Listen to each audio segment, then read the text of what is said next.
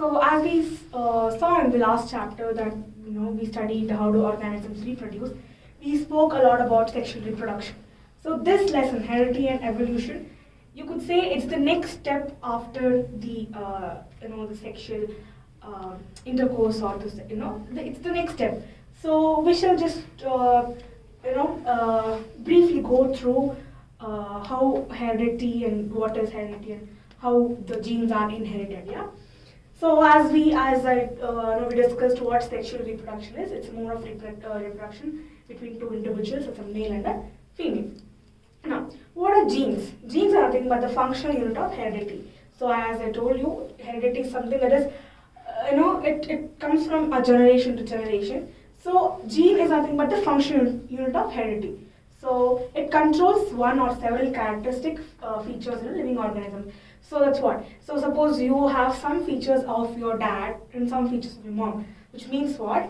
The genes are the ones which are responsible for carrying those characteristics. Suppose say, I am fair because my dad is fair, which means what? Genes are the ones which have carried out that that heredity of fairness from my father to me. So that's basically what gene means. Okay. Now, what is heredity? Heredity is the process by which the features of an organism are passed on from one generation to another. That's what I'm saying. So if I am fair, my dad or mom has to, someone could be fair, and hence I am also fair. So that is something but the heredity. So I've got it by heredity. My fairness is by heredity, which means what? The process by which features of an organism are passed on from one generation to another.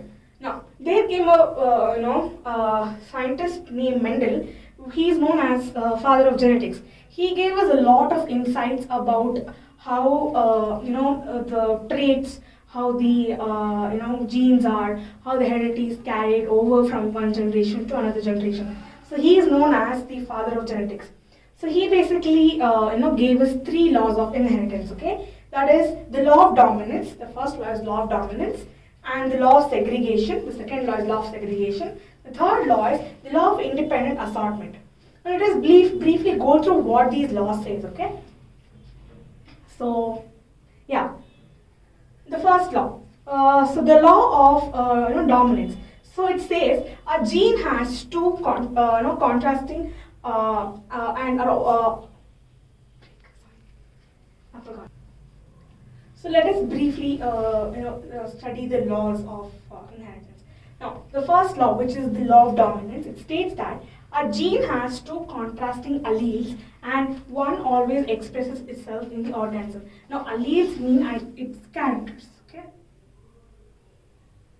the characteristic feature that gets transferred from one generation to another.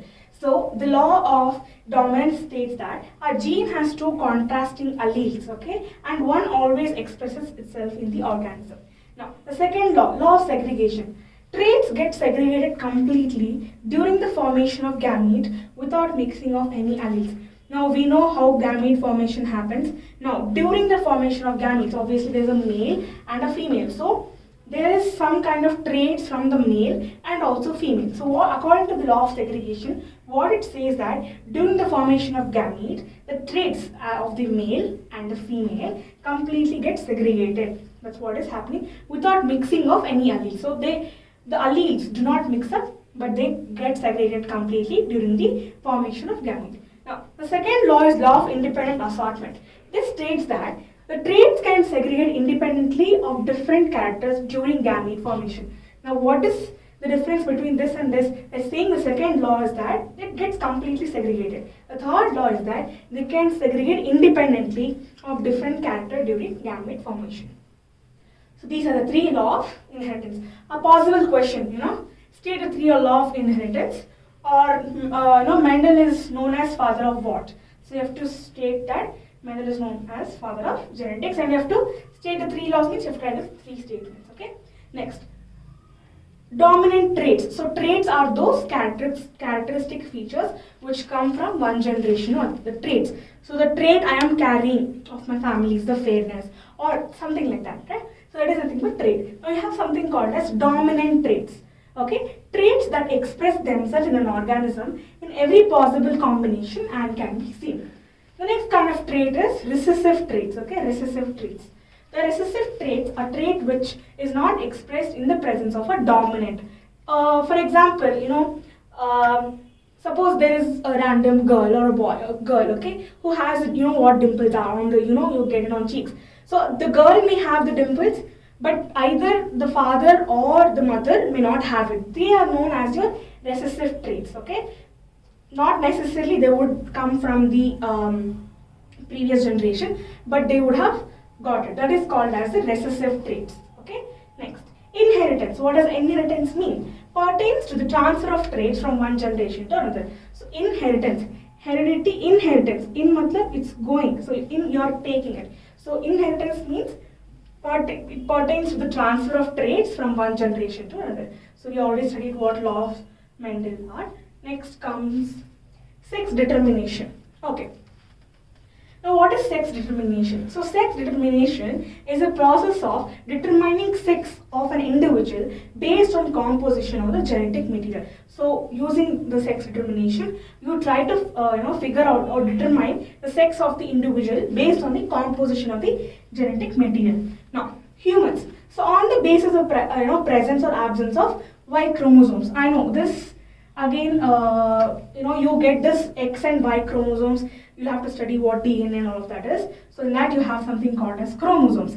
Now chromosomes in humans are of X and Y. So in female, you will have X and X chromosomes, okay? X and X in female. In male, you will have 1 and 1 X and 1 Y chromosome. So in humans, on the basis of presence or absence of Y chromosome only will determine the sex of the child. So I'm not talking about X here, it has to be Y chromosome in order to determine the sex of the child. Now if it is XX, it's going to be a female. If it is an XY combination of chromosome, it's going to be a male. Now ovum always has an X chromosome, correct? Obviously. Now ovum fusion with Y containing sperm. No, obviously, if the sperm, obviously sperm is the male sex hormone, right? Now, if the male sex hormone, that is sperm, has Y containing chromosome that gets fused with the ovum containing X chromosome, then it is going to be a male child. Let me repeat. See, female has X and X, right? And male has X and Y. The first kind of combination I'm doing is X and a Y. So if you have X female and Y male, it is going to be a male child, okay? Now that's what I'm saying, because ovum has XX only, female have 2X and male will have 1X, 1Y. If 1X fuses with one of Y of the male sperm, then you'll have a male child. If the ovum fuses with X containing sperm, then it's going to be a girl child. Okay, I hope this is clear. So depending upon the chromosome present, Y chromosome present, you can determine if the sex of the child, if it is X or Y.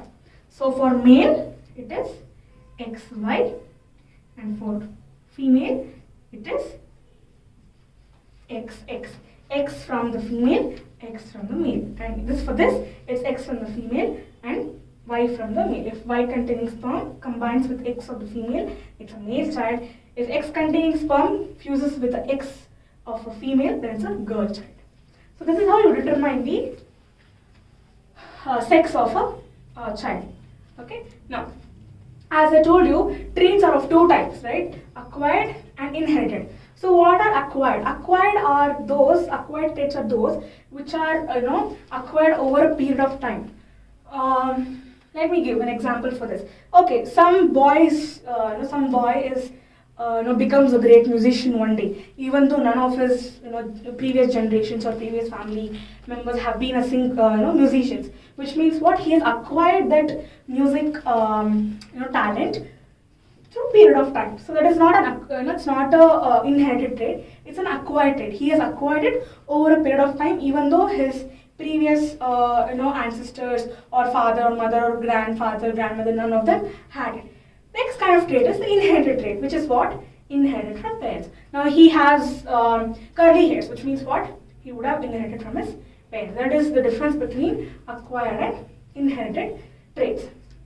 Now let us come to this topic called as natural selection. Okay, so natural selection is a phenomenon by which a favorable trait in a population is selected. Now this natural selection happens, I can say it like this. The selection happens in order to adapt to the changing conditions, right? Now there is changing conditions, we have to adapt, so we bring about the selection to survive and reproduce. If you are not able to adapt to the changing conditions, then we may not exist, like we will die, or the existence may not be there. Yeah. So natural selection is a phenomenon by which a favorable trait in a population is selected, adapt to the changing conditions to survive and reproduce. Genetic drift. So random functions in gene variants, which is called as a genetic drift. So genetic drift is nothing but random fluctuations in the gene variant. So you have some kind of gene order or variation. If there is any kind of disturbance or fluctuation in that, you term it as a genetic drift.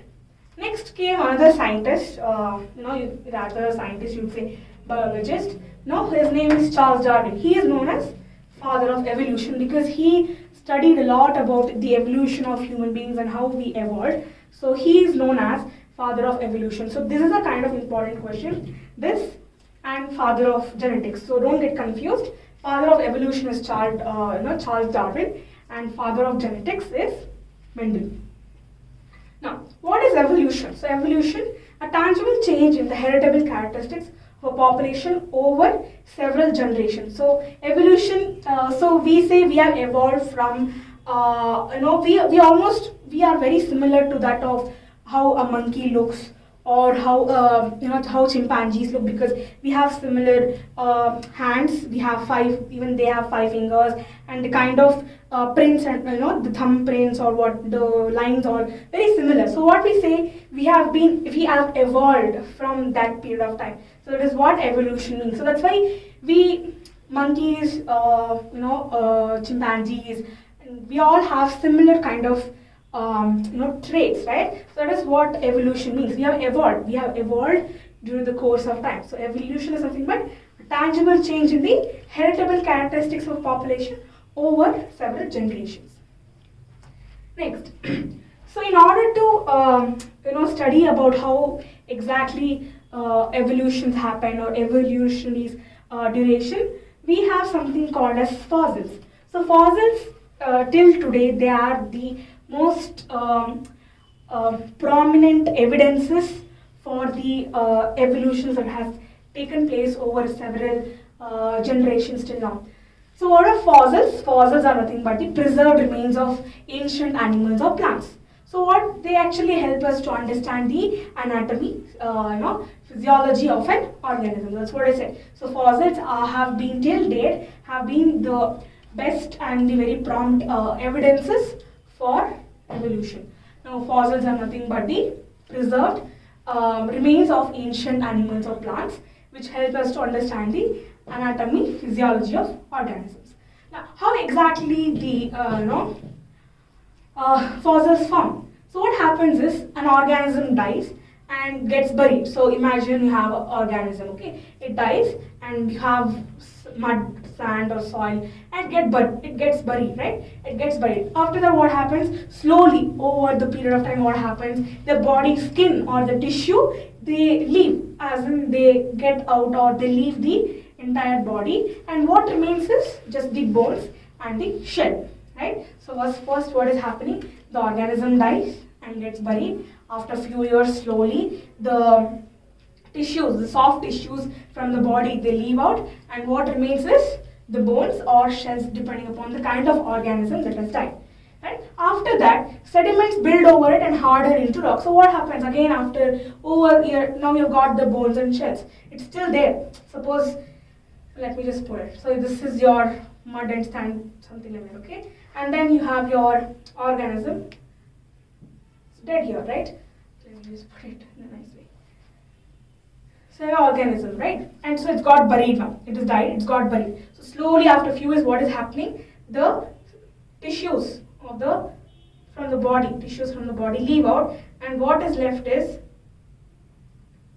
just the bones or the shells of the organism. So what is going to happen again over periods of time? Sediment build over it and harden into rock. So what is going to happen?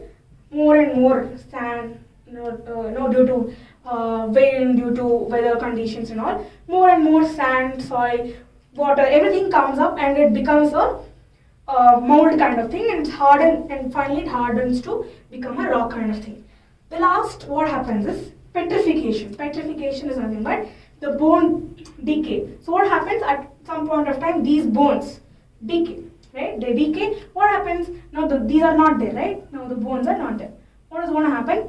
In those places where the bones were not there, obviously they would have created some kind of hollowness, right? Suppose, imagine this is the sand, right? Now the bones are here. After some point of time, the bones decay. So what happens? The bones are no more there in that place, but they have created a mold kind of thing in that place. So what is going to happen? In that specific region where the bone was previously there, now not there, what is going to happen? Rest of the mud come there and they kind of seep. That's what happens. They kind of get into that position, and that will, study of those will give us or tell us about how old, or it tells us about the anatomy or the physiology of that specific organism. So the important questions, not important I would say, it's kind of questions that could be asked is about fossils. How formation of fossils, explain in brief how formation of fossils take place, and write difference between acquired trait and inherited traits, give example, and then this is what who is known as father of evolution, who is known as father of genetics, or they could also ask like Charles Darwin is known as dash, or Mendel is known as father of dash, okay? And then this is a probable question. This might be confusing for a few of the students. Like the combination, you have to remember, XY means it's a male child, XX means the girl child. Then you should also explain that female is always a XX and XY is always a male, and ovum will have X, and combined with Y containing sperm, it will form a male child, and X containing sperm will form a girl child. And then laws of Mendel, probable question. And then what are genes, and what are dominant traits? All of these are like 1 marker possible questions. So mainly go through the laws, Mendel laws, and also study evolution is kind of important, especially the formation of fossil. How do fossil form, or briefly explain about the formation of fossil and how it helps us to study. There's a possible questions for the exam. Yeah.